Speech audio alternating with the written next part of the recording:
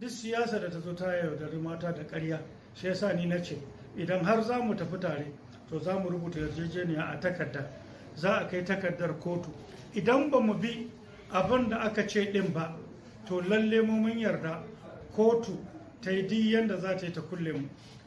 To mai girma Hamidu Hamza Al-Mustapha ɗan takarar shugaban ƙasa a shekarar 2023 a jam'iyyar Action Alliance AA Amana Adalci, a wace irin gudunmawa kake ganin mata za su iya bayarwa a zaɓe mai zuwa na shekarar 2023? Wato su mata a kimance shine su ne a cikin yawan mutane na Najeriya kashi 48.91, kenan ka hada da yara maza, manya maza, matasa maza, an ka hada da kankani ne duk wa'annan suka fi mata yawa.